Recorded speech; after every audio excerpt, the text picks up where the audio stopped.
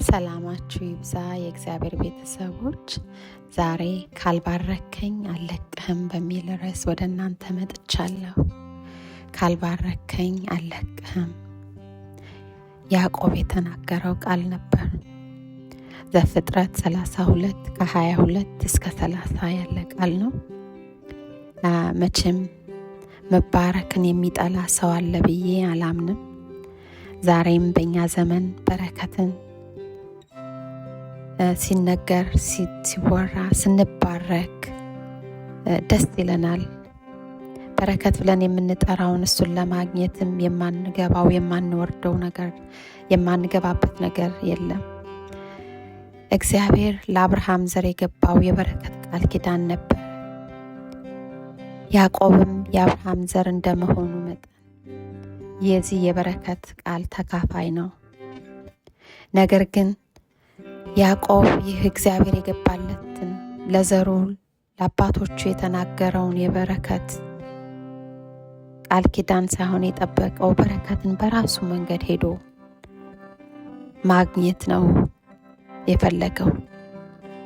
ከያዕቆብ ሕይወት እንደምንማረው በጣም በብልጠት በማታለል በአጭር መንገድ ወይም ባልተፈቀደለት መንገድ ሄዶ መባረክን የወደደ ሰው ነበር። ገና በእናቱ ማህፀን ከመንታ ወንድሙ ጋር ይገፋፋ ነበር።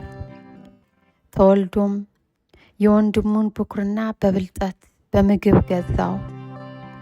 አባቱንም አታሎ የበኩር ልጅ ሊሰጠው የሚገባውን ባርኮት ከአባቱ ተቀበለ። ያ ባርኮት ግን ወዲያውኑ ለስደት ለጸብ በገዛ ወንድሙ ሊሰደድ ነው ያደረገው። በረከትን ይዞለት አልመጣም። ከዚህ ከወንድሙም ጋር ከተጣሉ በኋላ ወደ ስደት ሲሄድ ከወንድሙም ለመሸሽ የሄደበት ቦታም የጠበቀው ልክ እሱ ወንድሙን ቤተሰቡን አታሎ እንደሄደው እሱንም አታሎ ጉልበቱን የሚበዘብዝ ዘመኑን የሚበላ ነገር ነው የጠበቀው። ይሰራበት የነበረው ቤት ውስጥ የወደዳትን ራሔልን አገባው ብሎ ሲጠብቅ ሊያን በድብቅ ተሰጠው ታገኘ። እንደገና ለወደዳት ላፈቀራት ለራሔል እሷን ለማግኘት ሲል 14 ዓመት በማይመች አሰሪ ቤት እንደተገዛ ደሞዙን 10 በሚቀያየር ጉልበቱን በሚበዘብዝ ጫና በሚያበዛ ሰው ስር ሆኖ እንደተገዛ እናያለን። ከዚህ ውስጥ ከዘመናት ብዝበዛና ጭቆና መገዛትም በኋላ ነው እንግዲህ በመንገድ እግዚአብሔር የተገናኘው። የያዕቆብ ሕይወት በፈተና የተሞላ ነበር። በረከትን ፍለጋ የሄደባቸው መንገዶች ሁሉ ለበረከት አልሆኑለትም። እግዚአብሔር ለእነ አብርሃም ለእነ ይስሐቅ የገባው የበረከት ቃል ኪዳን ለያዕቆብ ሊደርስ ያለው በረከት እና ያዕቆብ ለራሱ የፈለገው የበረከት ጉዞ ይለያያል። እሱ የሄደባቸው መንገዶች ሁሉ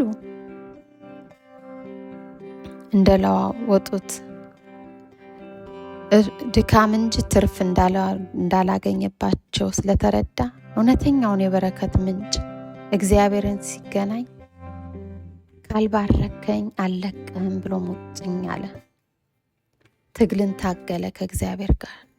ምክንያቱም እስከ ዛሬ የሄደባቸው ለበረከት ብሎ የተጓዘባቸው መንገዶች ሁሉ ድካምን ነው ያተረፈው። የመጣበት የህይወት ጉዞ ሁሉ አድክሞት ነበር። አምላኩን ታገለ።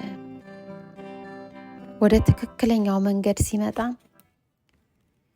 መለያው የሆነውን ማንነቱን እሱ ይዞት የነበረውን ስሙን ነው የቀየረለት እግዚአብሔር። እስራኤል ብሎት ስሙን ቀየረለት። ያዕቆብ መባሉ ቀርቶ እስራኤል ተባለ። እስራኤል ማንነቱ ነበር። እግዚአብሔር ያየለት ማንነት በእስራኤል ነበር። እሱም ማንነቱ ከተለወጠለት በኋላ ትክክለኛው በረከት ለካ በእግዚአብሔር መነካትና የኛ ማንነት መለወጥ፣ የሱ ማንነት መለወጥ ነበር። ትክክለኛው በረከት እግዚአብሔርን ማየት ነበር። በዚያ ቦታ ላይ እግዚአብሔር ያዕቆብን ሲያገኘው እሱ የሌለበት ለካ ከንቱ ድካም ነው፣ እድሜን ዘመንን ማባከን ነው። ያዕቆብ እግዚአብሔርን ካየው በኋላ ሕይወቴ ተርፋለች አለ።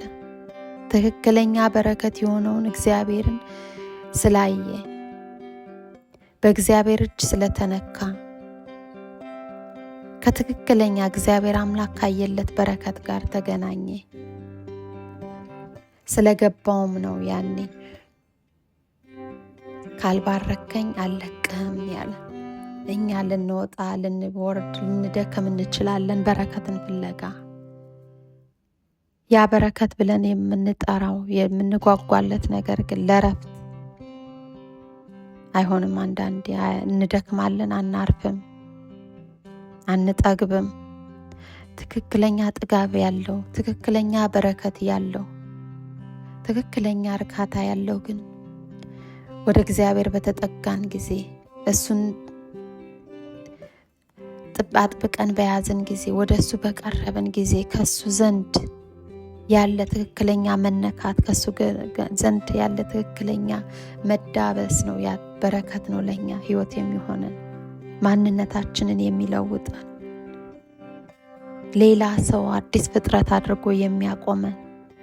የያዕቆብ ታሪክ እዚህ ላይ እግዚአብሔር ሲነካው ተቀየረ፣ ማንነቱ ተቀየረ። ያ አታላይ የነበረው ሌላ ማንነትን ያዘ።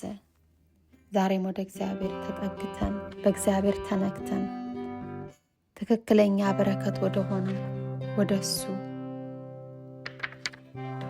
ተጠግተን ማረፍ ይሁንልን። እግዚአብሔር ይባርካችሁ።